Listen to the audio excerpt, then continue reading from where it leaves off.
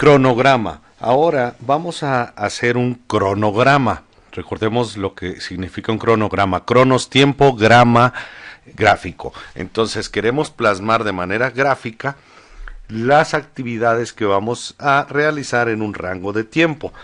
Existen varias formas de poner un cronograma. Una muy usual es una gráfica de Gantt, que podría ser como esta. Aquí podríamos enumerar las actividades que vamos a realizar.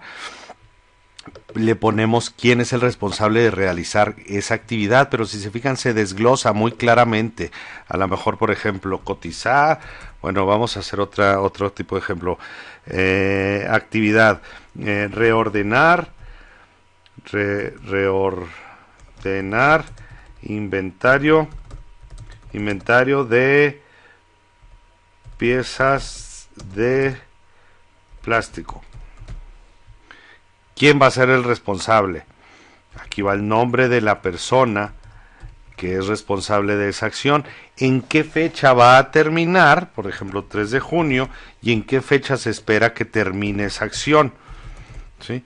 Y la gráfica de Gantt lo que podemos hacer es lo ponemos ya sea en semanas o en días. Hay que aclarar nada más aquí en qué lo estamos expresando. Si por ejemplo lo estamos expresando en semanas, en la semana del proyecto, si en este caso el proyecto duraría 13 semanas, porque aquí tenemos 13 columnas, y si suponemos que esta semana comprende la semana número 4 de lo que estamos realizando, bueno, pues esta celda la llenaríamos, ¿sí?, con un color para indicar que esa semana, y a lo mejor hasta después de que haya reordenado el inventario de piezas de plástico, entonces ya se puede hacer la otra actividad, que pudiera ser etiquetar anaqueles, por decir algo. Etiquetar anaqueles, igual quién es el responsable de hacer eso, cuándo la empieza, y muy probablemente esta acción la empiece el 11 de junio, porque tenía que esperar a que se reordenen las piezas para poder empezar, y a lo mejor eso le lleva, suponiendo que llevara más de una semana esa acción. ¿Qué haríamos acá? Estamos hablando que va a poder empezar hasta que se haya terminado esta acción y que va a durar 2 semanas. Entonces rellenamos esas celdas, ¿sí? Y así podemos tener actividades que se vayan a realizar en el total del proyecto. Ahí podemos llegar a tener actividades que puedan llegar a ser intermitentes, pero esto nos permite ver cuáles son las actividades que dependen una de otra o en qué secuencia se tienen que ir haciendo, ¿sí? Esa es una forma. Otra forma también sería utilizar una especie de tablero control, que es muy parecido, pero añadiendo otros campos. Ustedes en Excel pueden hacer los campos que quieran.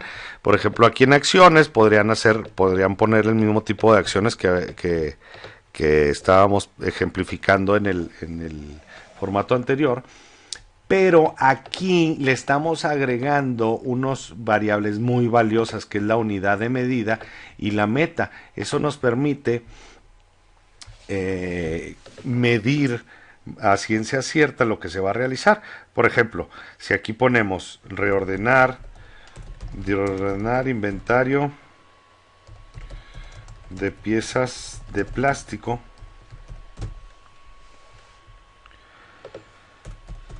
aquí ya estamos especificando de qué manera vamos a medir esa acción, ¿sí? Nos vamos a agrandar un poquito esto. Entonces, por ejemplo, una posible unidad de medida podría ser número de piezas ordenadas.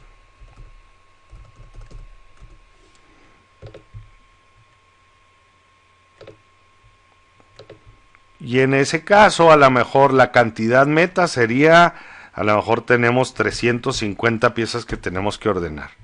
Real, ahorita no tenemos ninguna ordenada, o solo se han ordenado 20 piezas.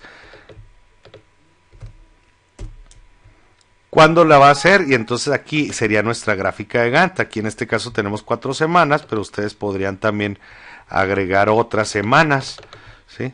En caso de que lo hicieran por semanas, o como les digo también esto podrían convertirlo ustedes a días.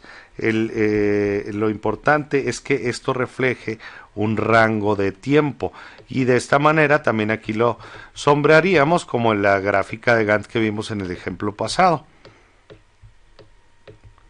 ¿Sí? Número de piezas podría ser este caso de unidad de medida, pero podría ser otro tipo, a lo mejor número de anaqueles ordenados, o medido por modelos, cuántos modelos, etcétera, ¿sí? Entonces, conforme vaya avanzando el tiempo, esta columna les va a servir para decir, por ejemplo, bueno, vamos a ver dentro de 15 días vamos a volver a este formato, vamos a volver a ver este formato y va a ver cómo vamos. Entonces, en ese tiempo ya habremos avanzado un periodo de tiempo y vamos a encontrar que ya se ordenaron en lugar de 20, ya llevamos 200. Pues ya se puede determinar que va muy bien. Inclusive ustedes pueden hacer unas columnas de medición y pueden decir a lo mejor aquí satisfactorio, porque creemos que si va a ese ritmo que lleva, si va a alcanzar en tiempo. O también puede ser que digan, ¿sabes qué? Este ritmo no está siendo suficiente, está siendo incompleto. Hay que ejercer alguna acción para llegar a la meta. Sí, se lo recomiendo mucho, este tipo de cronograma, porque les da más elementos de medición, y para la hora de seguimiento y control también esto les va a dar muchos elementos para más fácil poder ejercer un seguimiento y control, es decir, hacer una auditoría o un control. Recuerden que si no medimos nuestras acciones no las podemos mejorar o monitorear objetivamente. Entonces, en este caso aquí se pondrían todas las acciones que se van a realizar con una unidad de medida sobre esa acción, que pueden ser números de piezas, pesos, kilos, porcentaje, fecha en sí pudiera llegar a ser una unidad de medida también. Y aquí muestran gráficamente los tiempos y la cantidad meta. Esto es importante, que la cantidad meta esté expresada en el mismo número, en la misma unidad de medida que expresaron acá. Es decir, si aquí están expresando número de piezas, no debemos de poner acá 100 kilos. Sí, porque acá sería así, aquí estaríamos hablando de kilos y aquí estamos hablando de números de piezas. Si estamos hablando de números de piezas, aquí la meta debe ser expresada en número de piezas, 350 piezas. Sí, si no va a haber discrepancia y no lo podríamos medir. Y así pueden ser diferentes unidades de medidas para cada acción. Existe también dentro de la metodología PMBOK la estructura de desglose de trabajo, que es plasmar de manera gráfica aquí no se ve tanto la secuencia, pero sí qué actividades se incluyen en cada paquete de trabajo. En este caso tenemos el ejemplo de un proyecto de realizar una casa de campo. Entonces se clasifican las actividades por paquetes de trabajo, es decir, por conjuntos de actividades. Por ejemplo, aquí vemos en este caso el paquete de trabajo de la construcción de la casa incluye realizar el firme, construir áreas de descanso, construir áreas de recreación y luego habilitar otras áreas. Así lo plasmaron de esta manera, ¿sí? En el paquete del trabajo de diseñar la casa, dijeron hay que hacer una maqueta y hay que hacer planos. Entonces lo dividen en todas las actividades que se tienen que realizar respecto a un gran conjunto de actividades. Sí, aquí por ejemplo en acabados no pusieron el desglose, pero en acabados seguramente también se podrían poner un montón de desgloses, a lo mejor algo así como limpiar las superficies, colocar pegamento, cortar cerámica, poner la cerámica, ejemplos, ¿no? Y cada una de esas actividades se enumeran, el número principal del paquete de trabajo y luego el punto con, por ejemplo, 2.1, que sería una subactividad de ese paquete de trabajo. Si ustedes quieren hacerlo así, también lo pueden realizar cuando es necesario tener una especificidad o tener más claro entre los miembros del equipo las actividades que se deben realizar.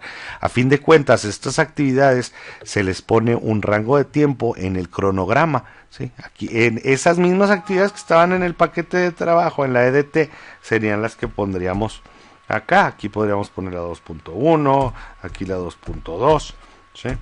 Algunas personas se van directo a hacer solamente el cronograma, algunas personas hacen la EDT y luego hacen el cronograma para ponerle una secuencia de las actividades. ¿En qué radica la diferencia? Pues realmente en la forma en que tú quieras llevar a cabo tu proyecto y la complejidad que implique el proyecto, o también la necesidad de clarificar la información, porque inclusive puede llegarse a aclararse tanto la información que de cada una de estas actividades se llega a hacer un diccionario de la EDT, es decir, un desglose muy claro de lo que se tiene que realizar, de quién es el responsable, cuál será el entregable de cada una de esas actividades, etcétera. Bien, entonces el cronograma, decidan ustedes de qué manera hacerlo. Lo que es importante es que tenga cronología, es decir, que se muestren los tiempos y que se vea gráficamente. Les recomiendo muy ampliamente que incluyan unidades de medida para poder medirlos. Eso fue el cronograma.